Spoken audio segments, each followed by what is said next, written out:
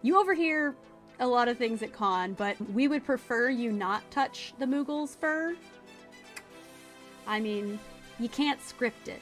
That's just authentic con nonsense on the floor. I'm really glad no Moogles were harmed in the making of that photo.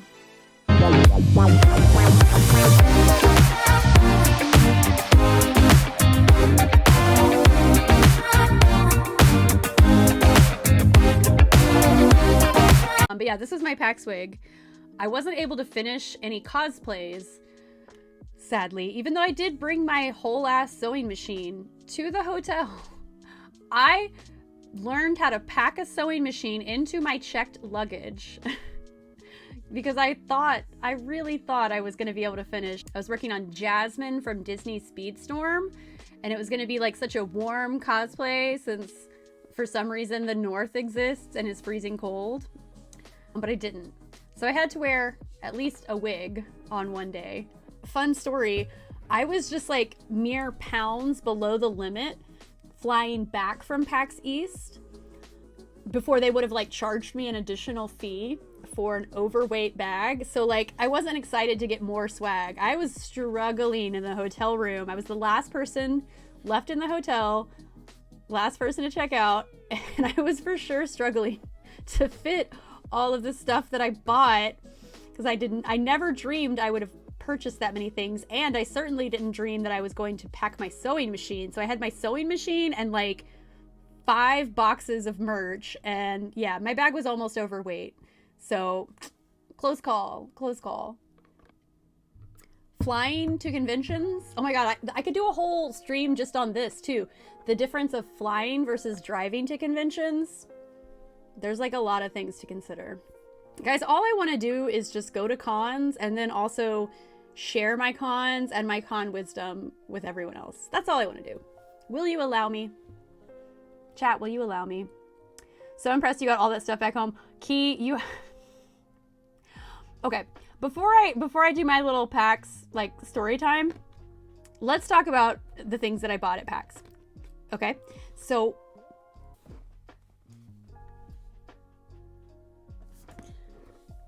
this is an entire board game that I bought. So this game has like a lot of fun stuff going on, right? It's got the fire, it's got these birds, but it also has a wind die. And I got the deluxe version so I could get the sweet heavy die.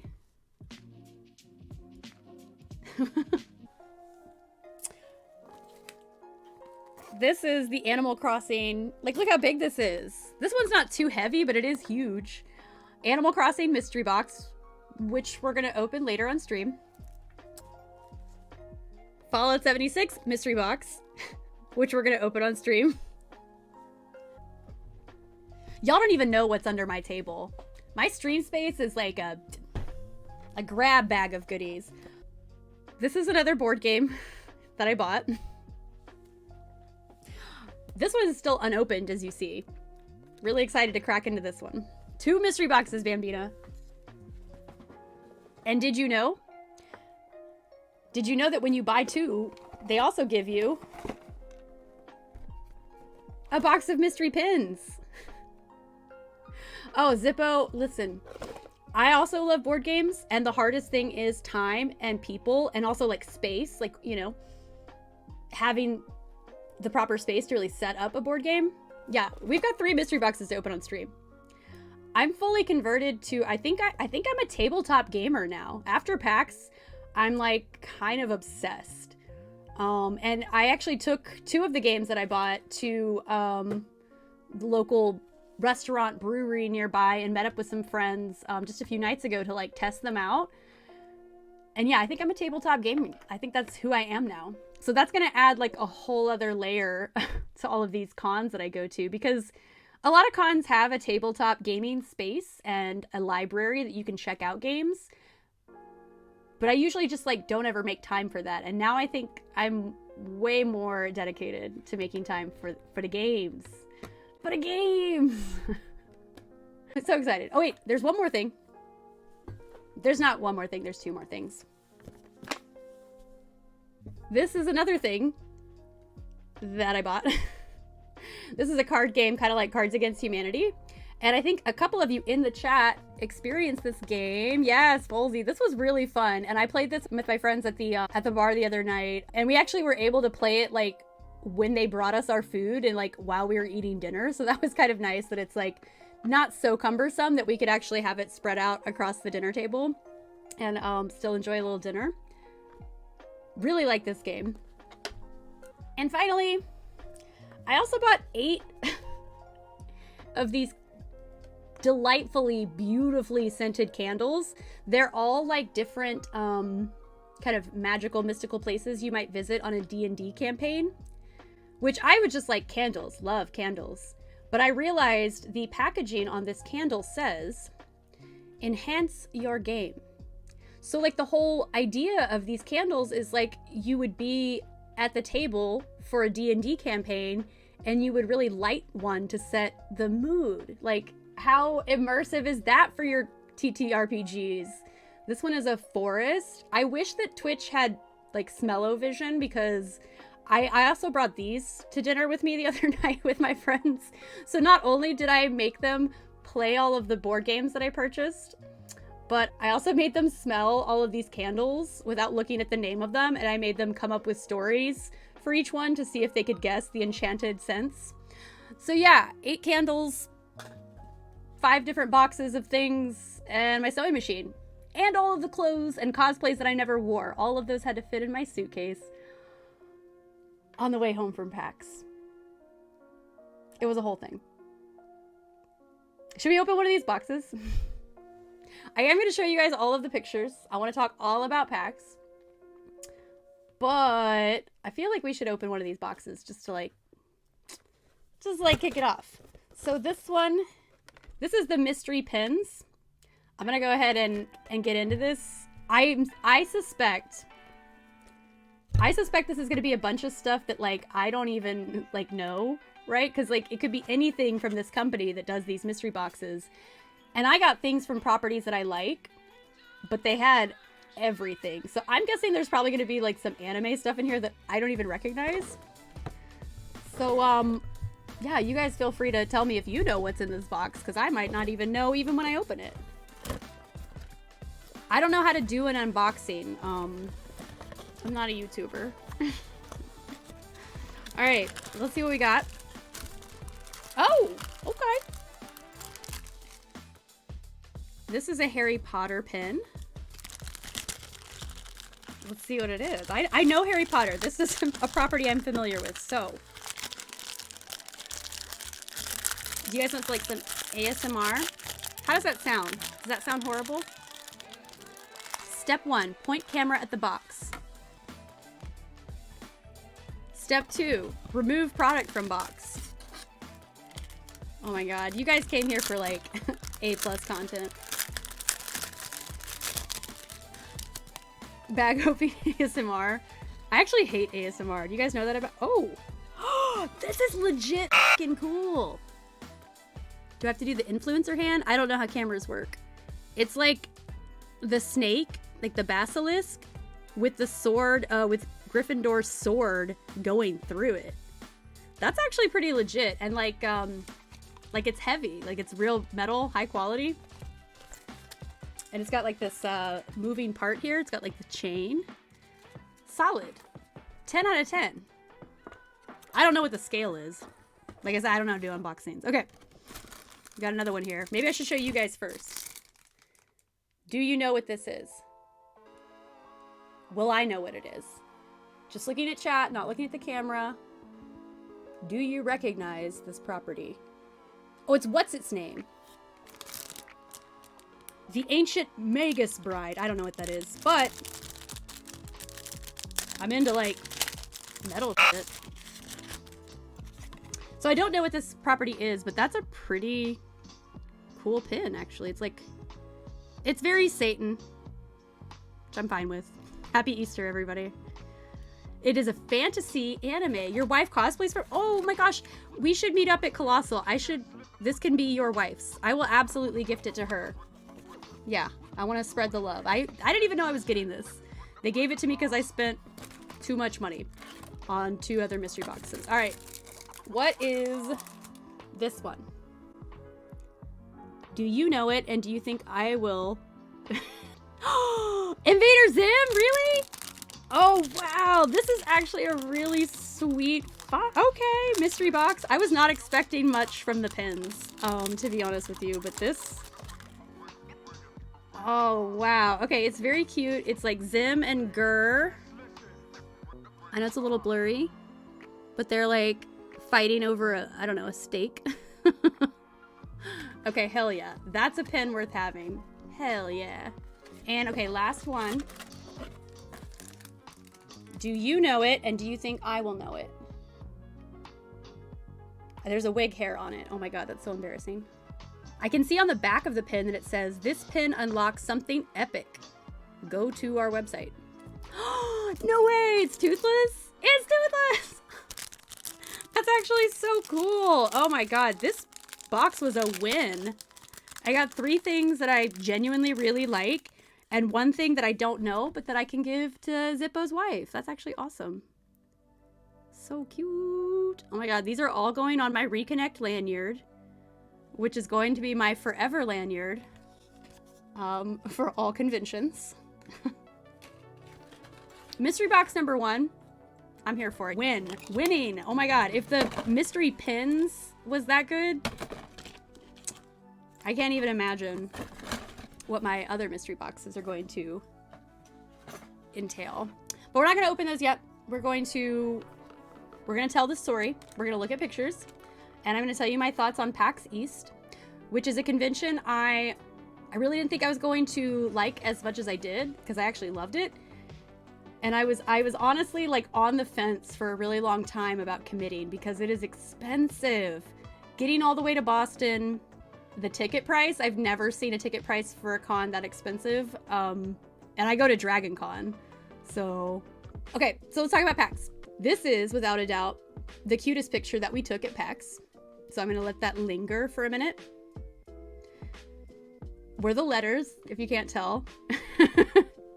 Yes, isn't it so cute? It's so cute. And I feel like this picture gives me the most happy memories, because I think this was like at the end of day 1. And so we were all a little punch drunk, just like, you know, obviously really, really tired and overstimulated, but also like giddy because of how much fun we were having. And so like that last little moment before we walked out the door to get on the shuttle home, and we saw this and we were like, let's take a picture. And then I was like, what if we do the letters? And then it actually like all worked out. And then Bambino slid in the front, and it was just, yeah, giddy is the word. It was, that was probably just like the most, just like, you know, kind of like a Walt Disney World moment of just like, this is the most magical place on earth. We were in it. And I think this picture captures how silly and giddy we were at that point in all the best ways. Like, I mean, it was just really magical. So I had talked a lot of trash, or yeah, like trash basically, about how I don't like cons at convention centers. In fact, this is one of the things I thought I wouldn't like about PAX. I like when cons are at hotels, because the staying and like the community and the con floor are sort of fluid. You know, you just have this feeling of coziness that I didn't think you could really get at a convention center, especially for a convention that I presume to be pretty big. And PAX was very big, but there was just something about it that was actually very comfy and comforting, and I enjoyed it. So we start, you know, you walk into the convention center, which is huge. Boston Convention Center is huge. And you're on level 1. And so, you know, we walked in and we're kind of like, are we here? Or are we at the con? Are we in it? Are we in it right now? Like, we weren't even sure like where to go. And then as you move forward deeper into the convention center, past the big PAX sign, you go down the escalator to floor 0. And that's where the expo hall is, right? That's like the main event. And it's very overwhelming. My fear was that it would be so big and so overwhelming, I wouldn't actually have any fun, because I wouldn't allow myself to like pause and stop and experience. And I think a lot of people get that kind of like deer in the headlight feeling on the expo hall floor, because there's like so much that you don't even know where to start, right? So me and my group, being the geniuses that we are, we didn't know where to start. We didn't know what to do first, but we saw these really comfy chairs. So we just headed towards the chairs. And this is actually one of, I felt, my favorite vendors at the expo hall. It's this company, Yogobo, who sells adaptive furniture, very suited to gaming. I really like this picture that someone took of me, like, fully feeling the chair, but also, like, you can see, like, me and the representative, like, we are having a legit conversation about the product. Like, I feel like I'm someone's dad. Like, we were so in it. I was like, this chair is great because you can sit up because you're in streamer mode, and then you click in stream, and then you go and then you're done, and then you're laying back. So Yogovo was fun, and it was cool that, like, they were there and they were like, come sit, ask questions, talk to us. Like, it was interactive. And I think that is what opened me up to embrace more of the interactive pieces of the expo hall floor. Instead of feeling overwhelmed, I was like, whatever we see, we should touch it. You know, if you're allowed to touch it. Whatever we see, we should touch it. And whatever, like, if there's something that we can try, we should try it. And I think that kind of set the tone to be less overwhelmed by the convention floor, and just, you know, because there's a lot of cool stuff happening. There's a lot of people that aren't going to pressure you into spending money. They are there to sell a product, but they're, like, very friendly. They're like, try our game, try our squishy chairs. Like, it was way warmer and more welcoming than I expected. That being said, I would like to address, you know, my fear that I had going into PAX, which was that it would just be so kind of cold and corporate and just people throwing products at you. And I don't think it was like that, but there is a lot of temptation to spend a lot of money. I've already mentioned the mystery boxes, which I can fully admit that when we first arrived on day one, I was like, hell no. I would never spend money on a mystery box. I want to know what I'm buying. But then some of my friends brought some Kingdom Hearts mystery boxes, and by the final day of con, I absolutely bought 2 of those suckers that we're going to open tonight, and I got it. So the temptation is strong to spend a lot of money. So you got to be cautious. You don't want to spend money that you don't have. I did not buy anything until Sunday. I went back for things, you know. There's a lot of stuff there that I definitely didn't need. So I tried to just, like, experience it and take pictures of it. I snapped a shot of these amazing, like, Disney D&D character. I don't know. It's got a Pete pin with a mace, which is fantastic. Yes, Bambina. Featured in this photo is the one and only Bambina looking at this product that looks like donuts. And I saw these donuts from above the con floor on the Sky Bridge one night, and I was like, I have to know what the donuts are. So the donuts are dice holders, and what Bambina is playing with in the picture there is, like, a dice tower for rolling your die. I don't play any of those games. I would love to get into it, but I don't play D&D, and I certainly don't own any dice. And specifically, maybe I'm being old here, but, like, the reference that popped into my head immediately when the guy was like, it's a dice holder, it made me think of Wayne's World, when Wayne's girlfriend buys him a gun rack and he says, I don't even own a gun, let alone many guns, which would necessitate an entire gun rack. And that's how I felt about the dice holder. I don't even own a die, let alone dice that would necessitate a donut-shaped dice holder. But it's cool, and I took a picture of it, and we definitely played with it. And there are a few circumstances, like, I really tried to hold off buying things, but we did learn that some things sell out at PAX. Oh my gosh, there's so many things you can buy, and you're like, I don't need these things, but some of them do sell out.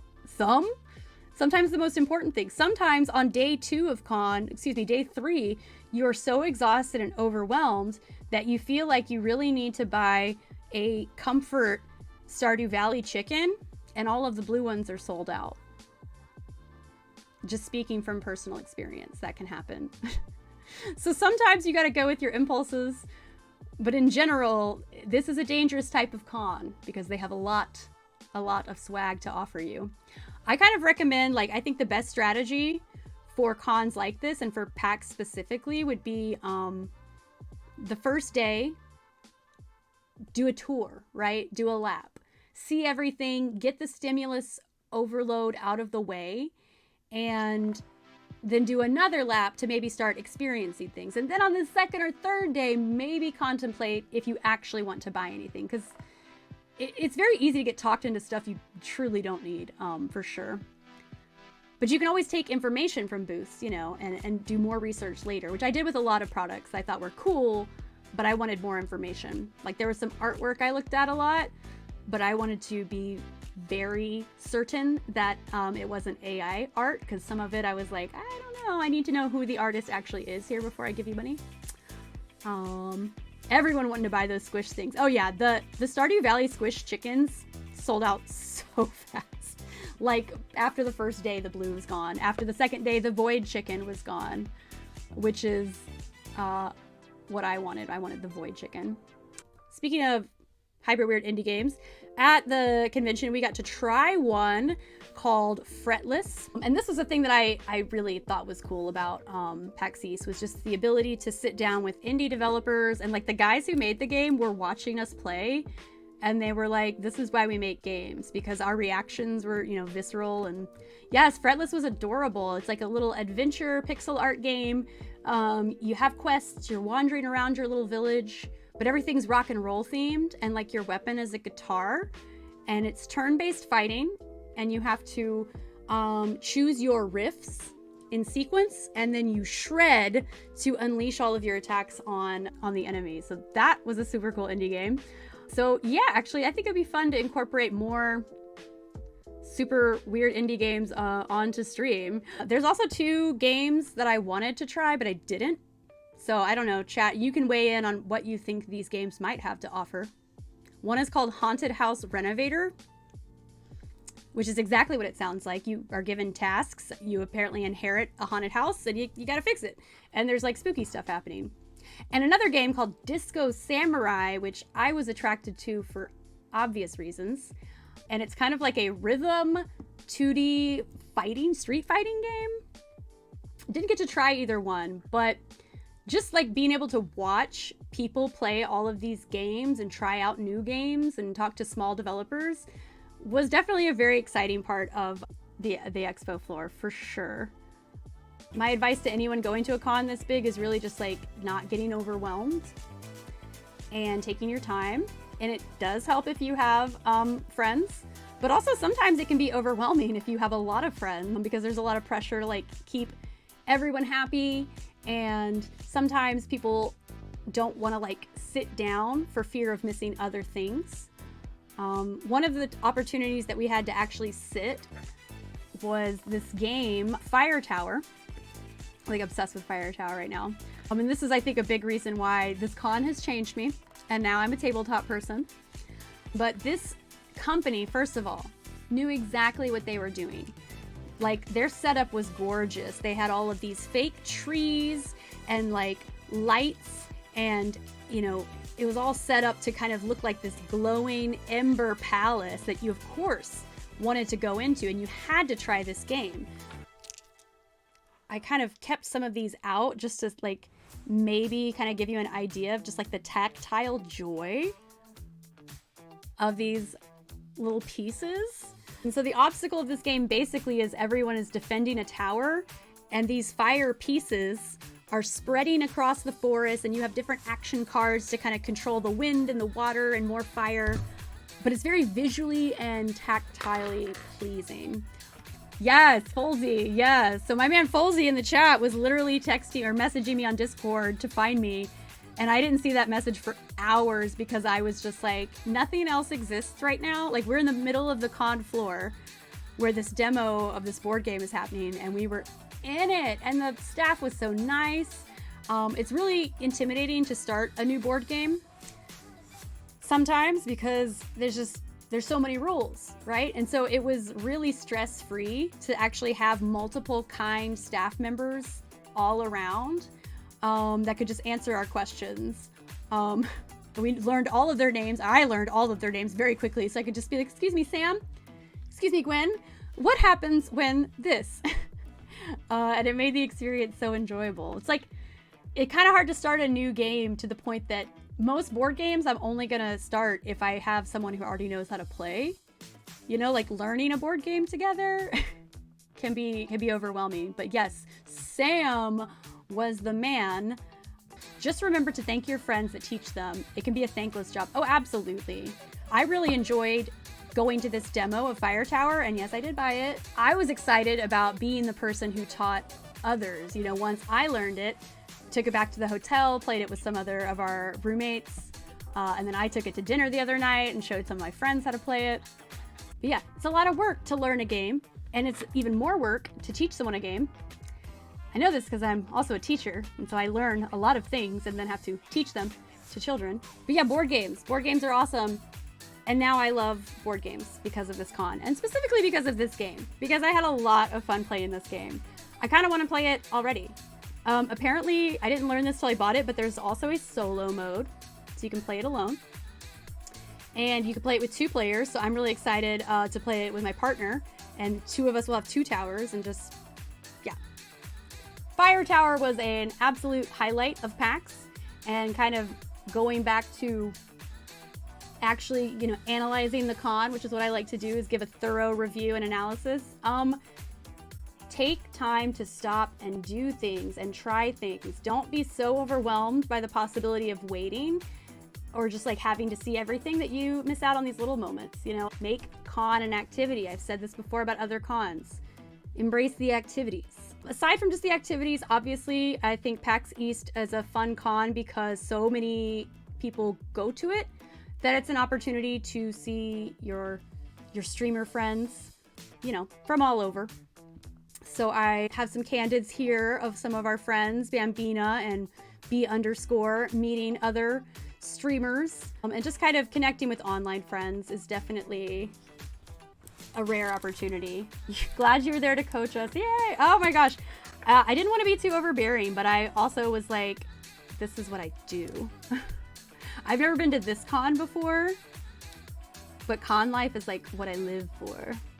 And I had an amazing time. I think we found a really good balance of not trying to do too much, but also not being so overwhelmed that we didn't do anything. See this happen to people at cons all the time. There's too much, and so you just kind of like don't do anything. And at a big con, I think it's even harder to fall into that trap. So I'm really impressed that we did the things. Look at that selfie game. I assume that you are being, oh, yes, one of these pictures, Folsey took the selfie. I'm terrible at taking selfies. Please note that almost none of the pictures I'm showing you are selfies that I myself have taken, which if you were at PAX and we met, internet friends, like if I didn't take a selfie with you, I promise you that was not shade. I'm not good at taking selfies, and so I just don't. But I did take a lot of pictures of my friends meeting people. And, you know, I just saw throughout the weekend and after PAX all the selfies that people were posting of their, like, I met my streamer friend, and I think that was really kind of special and cute and magical to see. I also shamelessly stole Bambina's Instagram story, so you shouldn't steal things from other creators, but I did that. Because look at it, isn't it cute? It's great. Look at all these cute selfies. So lots of friends, expo hall, lots of things to try, embracing the interactions. Also, like a lot of people making content, right? That was kind of wild to watch too. Like we saw so many people vlogging, which I thought would be obnoxious. Because like I said, I'm really bad about just like trying to document everything. I try to get snippets and then I'll tell a story later with the snippets. But yeah, these 2 dudes had a red carpet, which I thought was cute, and they were dressed in suits, filming interviews with like cosplayers.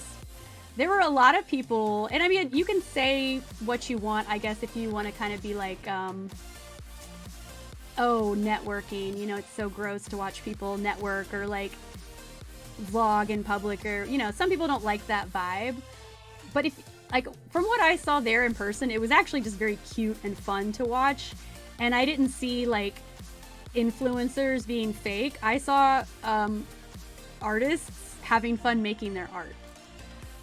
So that, I mean, that's my soapbox on that. You know, there are a lot of people live vlogging the event. So if that's something you're not into, you know, you might be witness to it. I'm a big fan of just like people watching. Networking, just call it making. I love that. Yes. Decorporatize it. Yeah, I mean, and I think that was my fear going into PAX, was that it would feel corporate and cold.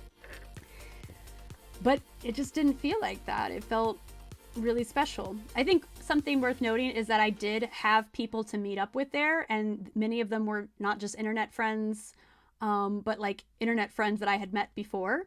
So it was a little more intimate, and I think having a squad helped a lot with this con. I'm known to go to cons solo from time to time, and I make my own fun. I don't think I would have had as much fun at this particular con because of how it's set up if I didn't have squads. So everyone in the chat that was in the squad, thank you for making PAX East weekend magical.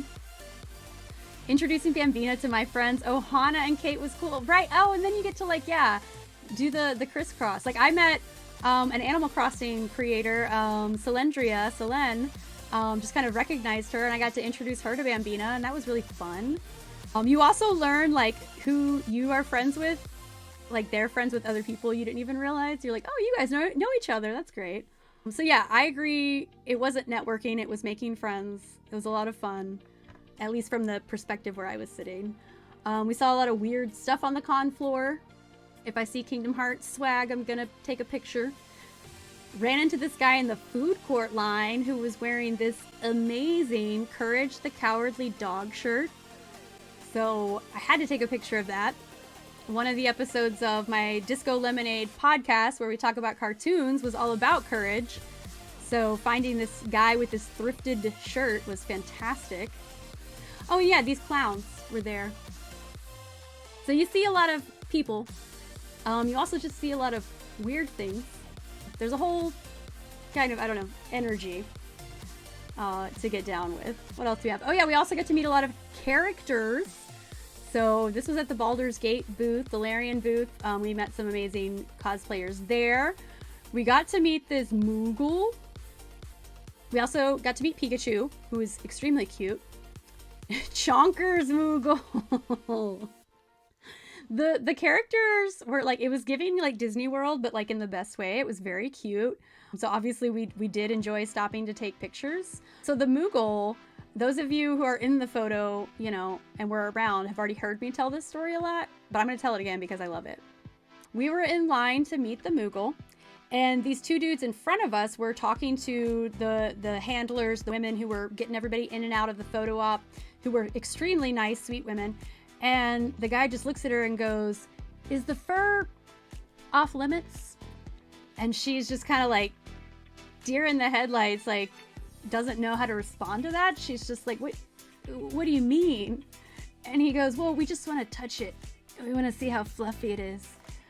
And her response was so golden because she was still trying to be like polite and peppy and also keep the line moving. And she was just like, "We would prefer that you not touch the Moogle's fur." So those lines of dialogue will live rent-free in my head for a while. You overhear a lot of things at con, but we would prefer you not touch the Moogle's fur. I mean, you can't script it. That's just authentic con nonsense on the floor. I'm really glad no Moogles were harmed in the making of that photo. After we met characters, so many Baldur's Gate cosplayers, so here's some of them here, including, I didn't do cosplays at this con, so I didn't get to do my thing, which is talk about cosplay, until we met these charming Baldur's Gate cosplayers. We got to hang out with them for quite a while. I also really appreciated this cosplay because it's simple, it's comfy, but she's just like a little Joja Mart employee. And her hat says, "Join us on one side and thrive on the other." Comfy, cute. This is a winning cosplay for me. 10 out of 10. Again, I have no actual scale, so when I measure things, it means nothing. Blue shell. What a great idea for a cosplay. It's just a blue bodysuit and a shell on his head, and then he also had his own blue shell. But oh man, when I say that I like cosplayers that have a bit and that are interactive and, you know, are really there to play. I feel like Blue Shell is something that could be comfortable, but also has all the opportunities for play, right? Like, this guy could have so much fun. If he wanted to be an asshole, he could just like zip around con and run into people, and only half of them would probably even be mad because it's just hilarious. I really like this warrior Moogle. I guess it's giving like Mandalorian inspired armor. A lot of Moogles. But I always love a creative adaptation, if you will. These pictures are the action on the expo hall from above, which was weirdly just kind of a fun part of the con too. It was like being in it was really great. But then when you got overwhelmed from being in it, you could go up a level and watch it from above. And it wasn't like other sky bridges. The sky bridge was not as crowded as I would have thought, and so it was cool to just sit on it. So we actually one night did just have dinner on the sky bridge. We brought food from the food court to the sky bridge, and we played this card game. You can see in this other picture too kind of the space that's allotted for tabletop games. Like, obviously we just found a spot for our game, but there's a huge space dedicated for tabletop games. Skybridge was legit, honestly. Like, I go to Dragon Con where there's a lot of sky bridges, but they're like packed, you know, like there is no standing or sitting on the sky bridge. I was really surprised and impressed with how much room there was to move around at this convention. Boston Convention Center, actually pretty luxe. Like, honestly, I never felt crowded at any point. I felt like I could always sit down and get somewhere comfortable. I never had an issue with it being just like a madhouse, which I can't say for some other large cons. While witnessing Brandon's battery acid ass looking Mountain Dew. Oh, isn't that like, just like, isn't Mountain Dew and just like any non-natural looking beverage, like, that's just what con people drink. I have been to many a con where I like get there on the first day and I see people unloading their cars to go to their hotel rooms and they've just got cases of like Monster Energy drink. Going back to smells, that's probably why a lot of people smell at cons. It's not just because they're not wearing deodorant. It's because they never drink water. They always just drink weird colors and caffeine, which is fine in moderation, but like, you need water. The abundance of water bottle refillers at the convention center was awesome. Loved it. I loved having constant access to water that I didn't have to like keep paying for bottled water. They had so many, yeah. The bathroom situation was also, okay, it smelled real bad, but like there were so many bathrooms. I never felt like I had to like get through a crowd or wait in a line to use the bathroom, or walk very far. Boston Convention Center. I talk a lot of trash about cons at convention centers, but this space was really lovely. I actually really enjoyed it. Yeah, they had a lot of water fountains. There was no risk of heat stroke because Boston's cold as hell. Aside from, I'm trying to go by layer here for you, okay? So you have the Expo Hall, layer 0. You can go up to the Sky Bridge. You can get some foods. And they also have chill areas for gaming upstairs. So they have the Just Dance stage, which at this point in the con, when I took the picture, nobody was using it except for this solo Pennywise cosplayer. And I just think that's a whole damn moment. Like, yes, lonely Pennywise, just dancing her little heart out by herself on the Just Dance stage. And there's also just like a chill space with Jackbox going on another big screen. So like, it's just very inviting. I usually expect at big cons that every experience is going to be a fight. You know, you've got to wait in line, you've got to do something, you know, but there were just so many casual opportunities to play games and make friends and never feel sweaty or weird or uncomfortable. PAX really surprised me in a lot of ways, and that's something I enjoyed about it. We tried to do Just Dance. There were rules that a lot of people broke about how many people you could have on stage, because there's clearly like an army of Pikachus on the stage here. We waited in line for how long? Like an hour and a half maybe, to sing the one song, the only song that we cared about dancing to. Because we've been hearing this song over and over again the entire convention, and we're like, we're gonna dance to that song. And then when we got up there, we couldn't do it because it was part of deluxe paid content that wasn't available, even though we had heard it over and over and over again. And now that song lives forever in my head. I'm not gonna sing it because I need freedom from it, but I do love it. No, it's oh my god or nothing. The PAX person there looking very displeased at this army of Pika. No, actually, I don't think that's a PAX volunteer. I think that is like their handler. Like when you do cosplays like that, like giant suits that cover your whole face and those inflatables, you usually have to have like someone with you to help you get through doors and stuff. So I actually think that person is like their little assistant. And I actually kind of love that he's like got a jacket on and he's like fully playing the role of like Pikachu security. I like it. Pikachu security guard sounds like a fun job opportunity. I could be into it. Oh yeah, also on these upper floors, starting to get into levels 2 and 3, you have a console tournament room. So we popped in to watch a little bit of the Overcooked 2 tournament. I have some notes.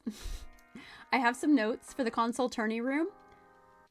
It was very much big enough to accommodate spectators, right? There was room enough for people to sit in chairs and watch their friends play, but they didn't have it set up in any way to like duplicate the monitors onto perhaps a larger screen, which tech is hard and tech is work, and maybe that wasn't in the cards for them, but I definitely think it would have been cool as an attraction for people, especially people who were like bewildered and didn't know what to do, like to maybe be able to go sit and watch people play these different console game tournaments. That's my note. But this was cute. There was like a couple playing Overcooked, and they were very lovingly trying not to get mad at each other when they messed up. So that was entertaining. There's also a console like free play room. So he and I, when we had some downtime, rented a console and rented Overcooked 2, and we played a little as well.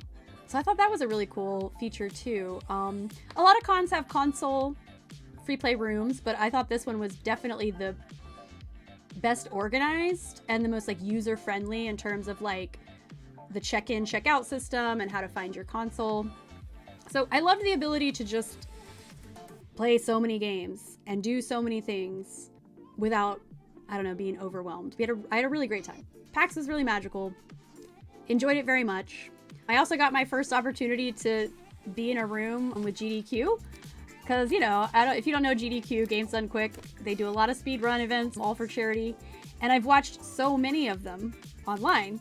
Love throwing on a speedrun in the background while you're doing whatever. And I always wondered, it's like, is it cool live? Is it cool to watch in person? So one of the last things I did on the last day of con was pop into the GDQ room, and they were doing a gauntlet. So they just had a bunch of different people sign up to play 4 random levels of 4 different retro games. There was a Sonic level, a Mario World level, 10 lines of Tetris, and a 4th retro game that I didn't recognize, but it was like a side-scroller fighting fantasy game. And you just watch people back to back try to run through this gauntlet of levels. And I got really invested really quickly.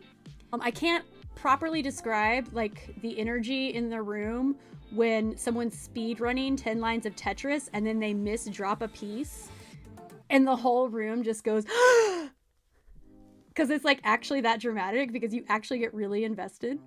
So can confirm, now I know, watching speedruns live is very exhilarating, is very fun. I enjoyed it. In addition to all of this, all of the amazing things you can do, so much, we did go to panels as well. And you know me, I like to take a break from the frivolity and the chaos and the fun, and I like to sit down and really do a thinky, heady, let's talk about deep intellectual panel. So, of course, this is the Mental Health in Gaming Communities panel that we attended, and it was awesome. I can say from like a facilitator point of view, because like I am a teacher, so I have a lot of experience with how to facilitate information sessions that are also fun. They did a great job. There were 2 hosts. There was a woman who works for a suicide hotline, and a guy that works for Streams for a Cause, which does a lot with streamers and different charity streams. And they were very charismatic, awesome hosts. they had games for us to play, so that was fun. We got to build a really, really crappy tower out of spaghetti and marshmallows. Played a few other games. And I mean, some of you in the chat were in the panel, so like what was your best takeaway from that? I was taking notes during that panel because it absolutely hit home on something that's important broadly, which is how to communicate with anybody while taking mental health into consideration, and just like how to facilitate communication in ways that support mental health, right? I think it's very easy in online spaces, especially, to lose touch with some of the cues that we are used to relying on for, like, I don't know, reading people's boundaries. It's a lot easier to tell someone's boundaries in person. I mean, it's still not perfect, but in person, there's so much that will clue you into a person's boundaries and to their energy. And online, not all of that translates. Everyone is able to have kind of, we talked about this a little after the panel, like an edited version of themselves. And so that can make like meaningful, healthy communication difficult sometimes. So I learned a lot of great things from that panel. I liked feeling validated on boundaries, but also hearing some opinions to be better support. Yeah, 100%. God, they gave us so many good words to use. And I think that's like a huge part of communication, is that like people know how they feel, but they don't know how to explain it. And so just having the right language to talk about boundaries and support and different people's needs, just having the language, having the words that are correct makes the difference, especially when you're talking about exclusively online spaces. All you have is your text and, you know, your emojis or whatever, but like the words matter. So they definitely gave us a lot of great tools. I love the setting boundaries, but also helping someone while not being a professional. Right. Yeah. I like that too. Yeah. Boundaries is the key word that we all have to learn, especially in online spaces, in all spaces really. But I feel like there is an element to boundary setting, especially in like streamer spaces or other like Discord spaces, where people put up walls of, I don't know how to say this. I don't want to say selfishness, but like someone could say that like, don't trauma dump. You know, no trauma dumping allowed, which is a fine boundary to set. But I do think some people take a lot of liberty with that term trauma dumping and kind of use it as an excuse to shut out any conversation they're uncomfortable having. It's a fine line, especially for streamers establishing boundaries. But I think that panel really taught us a lot about how to find the right line between not letting go of empathy. Like, we still need empathy. And in my chat specifically, I don't have a lot of rules, but like the rule that I said is cultivate empathy. Like, it's not just about what you can't say in my chat. It's about actively seeking, cultivating empathy for everyone, because that's just how I feel like we should communicate. And I'm glad that they kind of taught us about how to provide resources, again, without being responsible for everybody. Not to trauma dump, but I grew up as a person who was very much responsible for people around me a lot. And so I've learned a lot about how to be empathetic and be a supporter without making other people's burdens mine. Because then you're no good for anyone, right? When you have too many burdens. Isn't all this beautiful? I love panels like this. I want to do all the goofy shit at a con, but I want to do at least one thing that has me talking with my friends about like deep topics, because that stuff's important and it should be interwoven with our media consumption and our gaming and our silliness. Like, I believe silliness and seriousness are very much married together. Speaking of silliness, can we talk about the enforcers? The enforcers are the names of the volunteers at PAX, and they're so awesome. I don't think I've ever seen just more like fun, helpful, happy volunteers at a con. They were awesome. So this picture is of our man Folsey playing a game with one of the enforcers.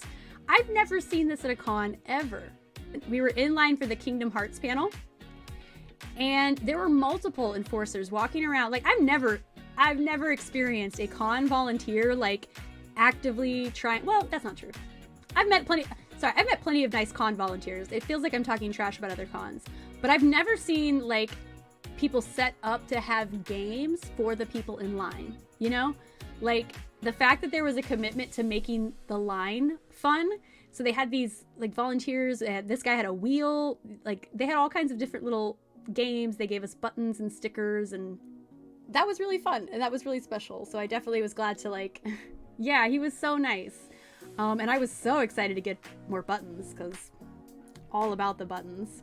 So that was an element that, like, I wasn't expecting, and it was another thing that, again, made a con I thought was going to be big and corporate and overwhelming. It made it warm and really special. And of course, we did also go to, on the last day, the Kingdom Hearts panel, which I've been to a lot of Kingdom Hearts panels, because obviously Reconnect, but also, like, any con I go to, if there is Kingdom Hearts content, I'm gonna be there. But this panel was really nice. There were 2 podcasters and another creator, a streamer, and they were just sharing, like, key memories from the video games that they enjoyed. And I thought that was a nice format, because you can't just be like, Kingdom Hearts. Like, where do you start, right? You really have to hone in on something. And so they managed to be broad while not having to tackle this behemoth of a topic. You know, they were just like, here's moments we want to share. And then they opened it up to the audience to share. Kingdom Hearts community member Bio Roxas shared a really, like, we were literally tearing up story about how his favorite part of Kingdom Hearts now is watching his children experience it. And, like, that just, like, brought the room to just, like, we were all just like, oh. Honestly, everyone that shared had, like, it does what Kingdom Hearts does to people, which is why Reconnect is so special, because that's the whole con. But yeah, I just had everyone, like, sharing this feeling, you know, the feelings. It's such a silly game, but, like, you can't not feel things when you talk about it, and when you get to share it with other fans. Love me some Kingdom Hearts. Love it. And that was PAX. That was PAX. And of course, just days after PAX, they did announce Reconnect. Reconnect. So I had to also just pull together some pictures from, yes, I'm wearing my Reconnect shirt. And then I pulled up all these pictures today as kind of like a hype tool.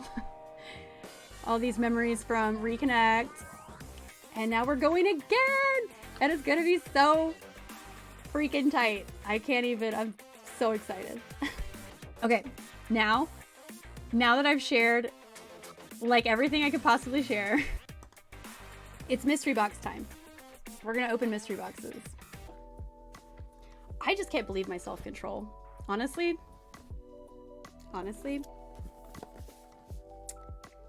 Got Fallout 76. And Animal Crossing.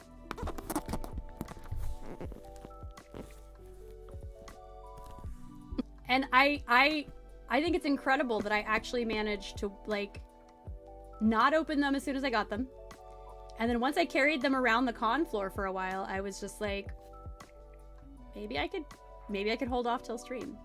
It's looking like Animal Crossing. My gosh, I'm so excited. I've waited like a week. A literal week. The self-control, you guys.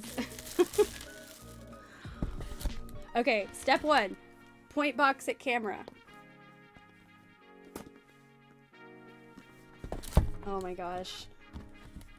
I'm not sure I was made to be on camera. Okay.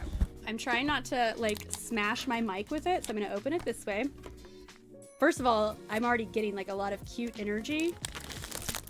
We have a squishy. It's a squishy peach. Oh, it's like a stress ball. And I'm gonna say, I heard someone on their stream say the other day that they hate the peaches in Animal Crossing. I'm pretty sure the peaches are my favorite fruit tree. Like, this is a win. We love this. Expect this to be featured on stream a lot. This is gonna be my new stream stress ball. Yeah, the peaches are so cute. They said they were ugly, and I just, I don't really like the pears. I think the pears are kind of blah, but the peaches. Okay, this is cute. This is a wooden block calendar. And I think I'm gonna open this up a little more.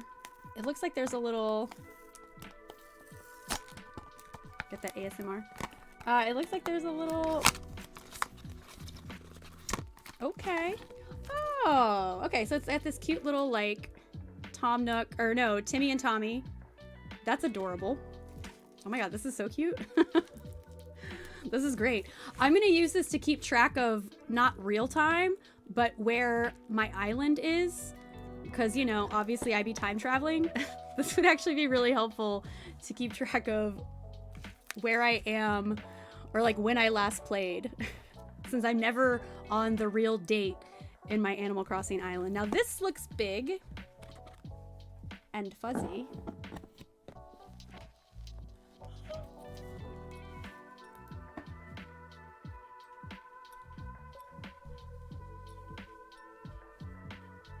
Shut up! Oh my god. Oh my god. Can you tell what this is? Oh my god. It's like a giant bell bag blanket.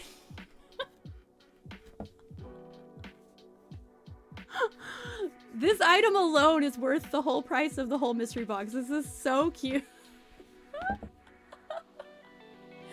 Oh my god, I'm in love. Oh my god. Just stop it. Just stop it. Oh my god, so cute. Okay, this box, because here's the thing, like, I heard from a couple different people that their boxes were like duds, and I definitely knew that was a possibility, but so far, the Animal Crossing box, like, no duds, no duds. Oh my gosh, okay, here we go. There's nothing particularly Animal Crossing about these, but I love a pair of fuzzy socks. So I guess they're like Isabelle colored. There's no branding on them at all. They're just yellow socks. But hey, I like a pair of fuzzy socks. Even though winter is over. Honestly, Animal Crossing merch is pretty good in general. Yeah, it's hard not to be. It's like everything about Animal Crossing is adorable. Yeah, the socks are not Animal Crossing socks. They are literally just socks. But I never turned down a pair of socks. So this is freaking cute as shit. Oh my god. Oh my god, it's a sticky note pad that is the turnips. Oh my gosh. I'm like gonna be able to like decorate my whole stream space with this mystery box. Look at this. We have the calendar. We have the sticky notes. Now I have to become an Animal Crossing streamer. And we have the squish. I love it. I love it. Ah, okay, this mystery box freaking rules. There's still like more stuff in here. This is amazing. Okay, let's see what I got here. Okay. This is like, it's an Animal Crossing journal. And the tabs are all the little fruits. Oh my god, we're gonna open this up. Are you kidding me? So worth it. Fallout 76 better deliver, like. Okay, let's see here. We've got, okay, first of all, it's like the box art cover. The tabs are the fruit. Oh my god. I would love to organize all of my thoughts by fruit. Are you kidding me? No, it's too cute. Okay, and it's just lined paper. Cute. But nothing else special inside. But oh my gosh, this is awesome. I'm so excited about this. Oh my god, yes, yes. I'm gonna have the cutest desk in the world. And there's still more. Oh, this is cute. This is the last thing in the bag, and it's just like a Nook themed little drawstring bag. All the worst thoughts filled with pears. Oh my gosh. No, for real though, we could actually have a lot of fun with this on stream, like categorizing stream notes by fruit. Pear is for all of your worst nightmares. Peach is for all of your happy thoughts. Cherries is for all of your NSFW thoughts. Apple is like all of your academic thoughts. I don't know what orange would be. like your random thoughts. And there's a oh, it's the coconut. The coconut's the last one. That was so successful. I'm in love. Recap as we stuff everything back in the box, except for that blanket because I just tossed it across the room. But I'm in love. I'm totally pleased. I thought there was going to be a bunch of dumb stuff, but I think all of that was very cute. Worth the price. And now for something completely different. We're going to open up this Fallout 76. I was really glad that they had something specifically Fallout 76. Because people have thoughts about 76. Obviously, I'm a huge fan. Love it. But I'm glad that this is not just Fallout generally. It is Fallout 76 specific, and that is my game. Okay, I already see socks. I already see more socks, so let's see how the Fallout 76 socks compare. Okay. So this is an interesting thing. These are branded. These are cute. You know, it's all Nuka-Cola. But I really hate this type of sock. This, like, printed branding sock. They have, you know, every swag whatever sells these socks. And they're actually, like, really... They don't have a lot of give. They're very not comfortable. They're very stiff and weird. And that's just how they do this specific, like, textile trick here. But that's fine. I'm sure I'll have a purpose at one point in my life to wear uncomfortable Nuka-Cola socks. This is a Nuka World themed mug, which I'm always looking for more cute mugs. I'm very much in the market for, oh, the blur though. I'm very much in the market for, okay, if you don't like ASMR stuff, I'm sorry, it's about to sound like horrible styrofoam. Okay, this is cute though, actually. Got Fallout 76 on one side. Nuka World on the other. This is cute. Okay, this is actually pretty cute. But personally, I like a 15-ounce mug. And I know 12 ounce is the standard. But this is still cute. I'm excited about it. It's gonna sit back there by my Donald mug. Okay. Ooh. We have a pen. Not the best camera view of it, but I love a pen. I'm kind of disappointed there were no Animal Crossing pins, but... Okay, this is cute. This is a Vault Boy figurine, and he appears to be drinking Nuka Shine, which is a drink specific to 76. So he's cute. He can live on the shelf with all my other friends. I have Selena, Kyle, and Mickey, and like Donald like 3 times. There's a lot of Donald on the shelf. And finally, in the Fallout 76 box, oh, this is fun. It is a changing sign, which if you haven't played Fallout 76, this is the sign in the vault at the very beginning of the game when you first wake up. I don't know, like, for what purpose I would have this. I guess if you move around the room and see it from different angles. This is very cute though. I can definitely find a cute spot for this in my streaming space, so I'm not mad about it. I'm not disappointed. I'm really excited about both of these mystery boxes. That was exhilarating. I understand now why people spend money on mystery boxes. I get it. And I think the fact that I waited like a month to actually open the mystery box, a month. It's been a week, okay, but it feels like a lifetime ago. It feels like a lifetime ago that I was at PAX with all these amazing people. Next con for me is I will be at Colossal Con. So I have a few weeks to like recover, but also to just keep grinding on cosplays because I know I'm going to be working on cosplays to the last minute.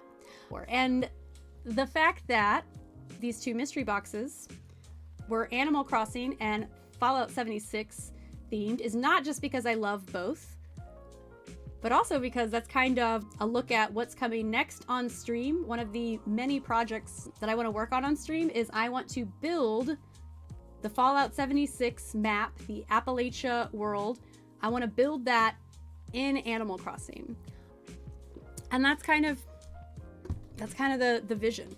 For everyone who has hung out tonight, I can't thank you enough for spending time with me and letting me just like gush. But it is my hope to like keep streaming more and keep creating content. So if you enjoyed hanging out tonight, check me out on YouTube, because I will also be posting my con reports there.